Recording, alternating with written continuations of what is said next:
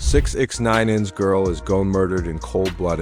The streets are buzzing now. Brand new footage has surfaced, showing 6ix9ine in just moments before it all went down.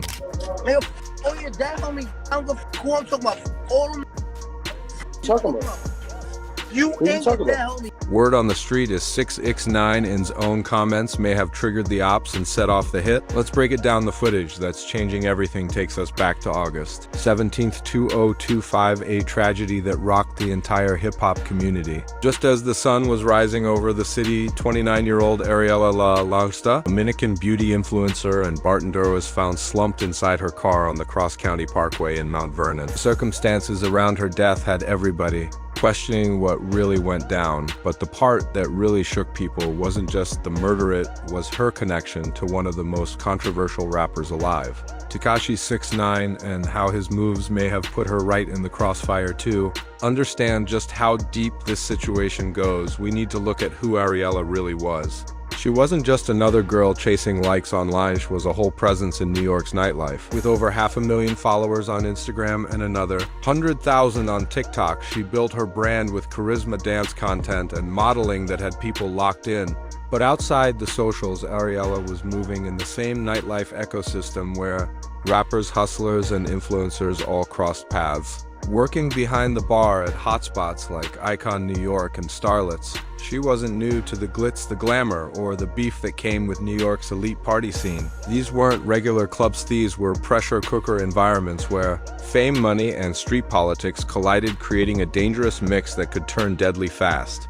The night before everything went left tells a story that hits different. Now, on August 16th, Ariella was posting on IG from Icon Lowing, dancing and vibing like she didn't have a care in the world. She had no idea those clips would be her last capturing. Her final hours before her life was cut short in the most tragic way. But here's where things really get messy. To understand the complexity of this case, you gotta look at 6ix9ine's track record with the Fetsa history that suddenly feels way too relevant when you see how he responded to Ariella's murder. Bro, Not surprised. told on his girl, bro. Not surprised. 6ix9ine just about to tell on anybody, huh? Come on. This clip from a No Jumper segment shows you exactly how this moves. His immediate willingness to cooperate with 12 Even. When it's about people he's supposed to be tight with, the host's reaction tells you everything you need to know about how culture sees this behavior. Even 6ix9ine said it himself. What's your definition of a snitch? Let's start there. A snitch is somebody, I feel like a snitch will do anything to get out of a situation. You know what I'm trying to say? Like a snitch will get faced with something and will just give up their mother, their brother, everybody, their whole camp just to be free. This pattern of snitching goes way beyond just his romantic ties. It's part of 6ix9ine's whole playbook when it comes to dealing with law enforcement. Countless videos and interviews highlight how the streets see him as somebody who will hand over information to the feds if it benefits him, and that perception becomes real important when you start connecting the dots on why Ariella might have been targeted. The relationship between Ariella and Tekashi 6ix9ine is now the centerpiece of all this speculation, and honestly, for good reason. The exact nature of their bond is one of the most debated parts of this whole situation. Different sources are painting different pictures. Some say they were romantically involved, while others claim Tekashi was calling her his sister, hinting at a deep personal bond without romance. But the confusion isn't by accident. Relationships in 6ix9ine's circle are always complicated. Publicly acknowledging somebody can be just as dangerous as keeping it under wraps. What's clear is that their connection went way deeper than a casual friendship. Ariella even appeared in the music video for Tekashi's track, WA, alongside Angel Dior, Linear, and Bulin 47. That wasn't just a quick cameo, it showed her charisma and stage presence, officially tying her image to his world even more telling. Back in 2023, the two were spotted together at the Tobaga Room in New York, an appearance that showed they were comfortable moving in public together, even if they kept most of their bond private. Now, the timing of Ariella's death makes this even more complicated when you look at 6ix9ine's legal situation in 2025. This wasn't the same trollish headline-grabbing Tekashi from a few years back by. Now, his freedom was hanging by a thread after a 45-day stint in federal custody in late 2024 for violating supervised release. He was slapped with strict probation house arrest with an ankle monitor, no international travel, and a laundry list of behavioral restrictions. On top of that, in July 2025, he pleaded guilty to drug charges after a March raid at his Florida home turned up MDMA, cocaine, and other substances. He was just weeks away from sentencing in September, which meant his every move was under a microscope. Put it together, and you've got a man whose movements were limited, but whose past beefs, informant status, and long list of enemies still cast a shadow. Ariella's murder is being linked to that messy legacy, whether directly or by association, and now with unreleased footage surfacing of 6ix9ine. In explaining his mindset when he first decided to cooperate, the theories about what really happened are only getting louder. What I fold on though? When you took the stand, or when you testified? What I fold on? When you snitched. All right, so let me ask you something, son. If you was in that position, what you would have done? For me, you gotta understand. Nah, I don't answer the question. I would never tell. All right, so this is what I'm saying. If you was in that position, you would have did that, Tom? This clip shows 6ix9ine standing firm about why he chose to work with the feds, but more than that, it shows how quick he is to flip the question back, asking what anyone else would have done if they were in his shoes. That mindset is key when you start looking at whether his ties to Ariella could have put her in danger. The story of Daniel Hernandez turning into Tekashi 69 and then into a federal informant has been told a million times. But when it comes to Ariella's death, it hits different. His past as a snitch, plus the threats he kept receiving, given a fake casket sent to his Florida crib in February 2025 with King Von's name on it, got people thinking Ariella's murder might have been retaliation. But here's where it gets deeper. This isn't just about her being 6ix9ine's girlfriend, or whatever people want to call it. This is about a whole web of beefs, rivalries, and motives that reach way beyond one relationship. Interviews and comments from 6ix9ine himself show he didn't just snitch once under pressure. Reyes made a habit of flipping when things get hot, and that pattern makes his enemies see anyone close to him as fair game, including Ariella. When cops started piecing together Ariella Langosta's death, the story that came out was anything but simple. It wasn't some random shooting, and it wasn't just mistaken identity in the hood. No, what's bubbling here is a messy mix of street politics, revenge, and whispers that paint a way darker picture. Now, the theories in the streets, they sound like something straight out of a movie, different versions of what went down, each with its own twist, but to really get it, you gotta understand 6ix9ine's own philosophy about street violence, survival, and why. He thinks his way is smarter than the keep it real mindset that's gotten plenty of rappers killed. Let me ask you something, and like I said, my respect to the West Coast. You never lacking, right? Never. So what happened to the niggas that lack? Let's bring up Nipsey Hussle. You think he said, yo, will never come up to me because I'm... Yo, bro, it happened to the best of them. Yes. Hold on. You're absolutely right. Hold on. So what you gonna say, Nipsey? Huh? This cold, cutthroat way of thinking shows how 6ix9ine sees himself smarter than the so-called real street legends who stayed loyal only to end up 6 feet deep.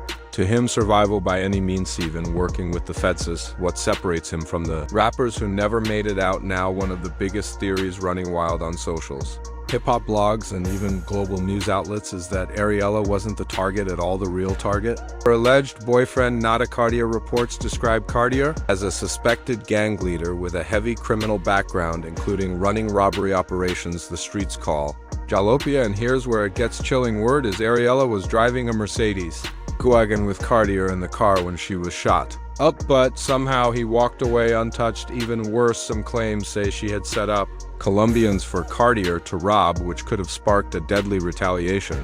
If that's true, then this wasn't some random tragedy, it was payback, and Ariella got caught up for playing the game, police did confirm.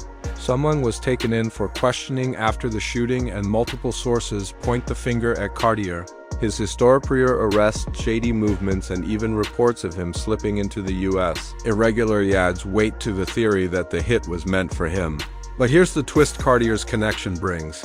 A whole new layer most of the mainstream media hasn't touched. If Ariella was really tied to both 6ix9ine and Cartier, it opens up a dangerous overlap and that could have made her a target from more than one angle. The second big theory gaining traction, especially in hip-hop circles, focuses on 6ix9ine's enemies finally catching up with him. This one leans heavy on his past with the 9 Trey Gangsta Bloods, the same crew he flipped on in 2019. That decision got him branded a snitch for life and, in his own words, 6ix9ine. And doesn't shy away from comparing himself to rappers who got killed because they kept it real, only he takes it a step further, making an even more controversial point. He's dead. But what's the point, though? Right then, so King Von is a solid, and he got killed, right? Then poked out and put 5 in him, right? And he dead, right? So King Von died lacking. You hurt my feelings. No. Hear what I'm saying? May he rest in peace, King man. Von died lacking. Nipsey died lacking. Pop Smoke died lacking. Right. Can't lack?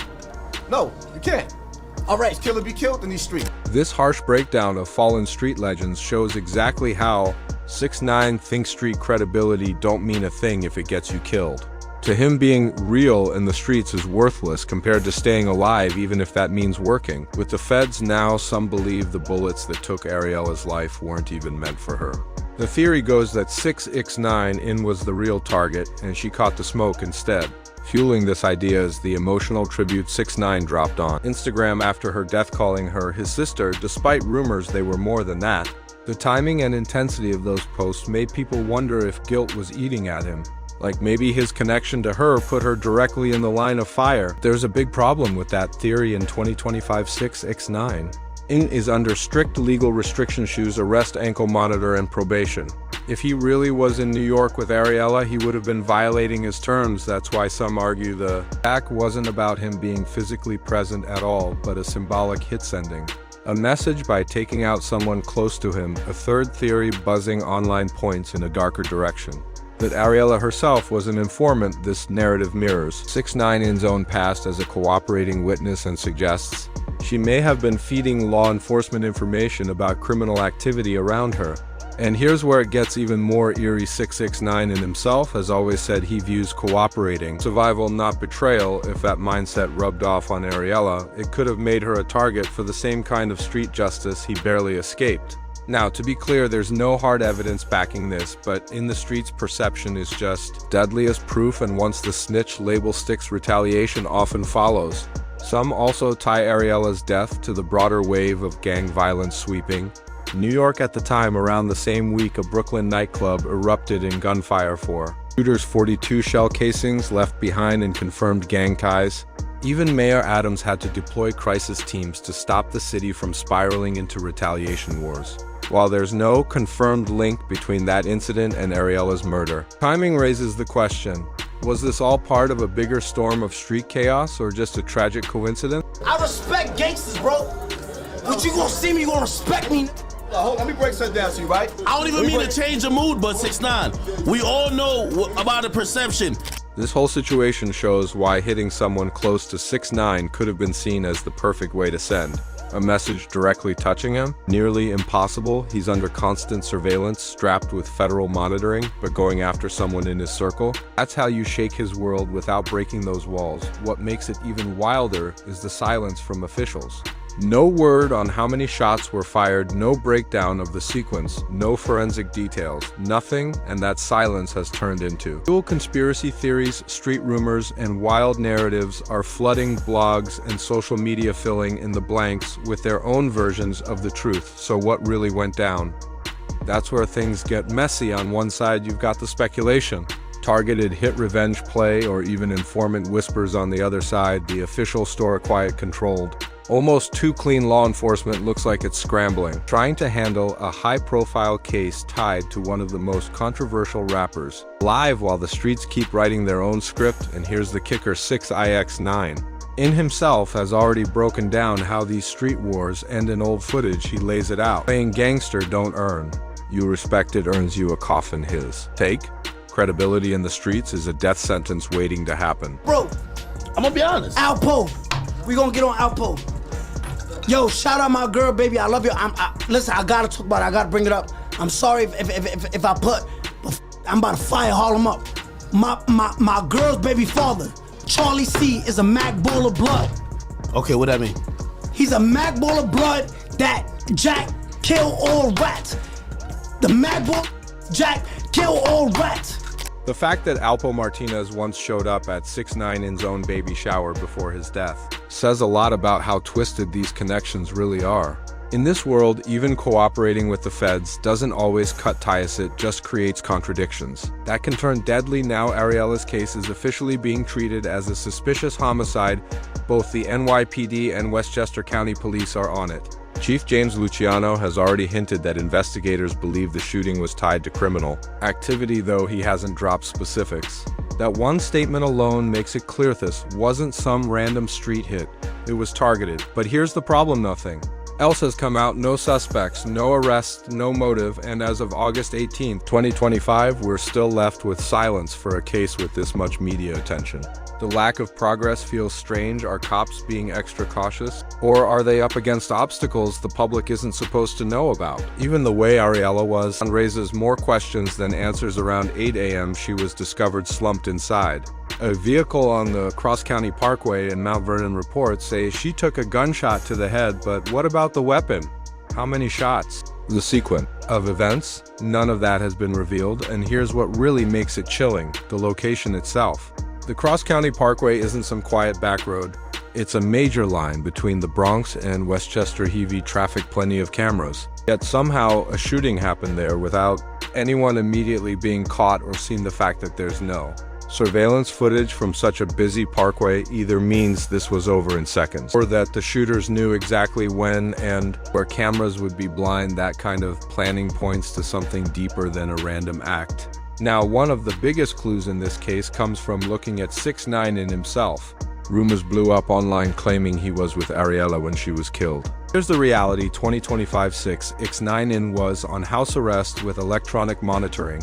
There's no way he could have been in New York without authorities catching it. That detail changes everything. If 6ix9ine wasn't even there, then what does that mean? Either this was a symbolic hit meant to send a message, or the shooters thought he would be there and pulled the trigger on a mistaken identity. Both possibilities make this case even darker. Let's not forget threats against 6ix9ine never stopped after he flipped on his crew. Just this February, somebody delivered a fake casket to his Florida crib with King Von's name on it. That wasn't just intimidation, that was a straight-up death warning. The deeper you look, the more you realize this might not have been about Ariella at all. This could have been about hurting 6ix9ine in the only way his enemies could be, going after someone close to him. And his own comments on Alpo's situation shed even more light on why. Oh, Harlem, don't hide and be like, I wasn't at that baby shower. If I would have seen, I was at that baby shower drinking rosé. I ain't gonna even lie. Oh, Also, let me get spicy real quick. See, my whole thing is like this, man.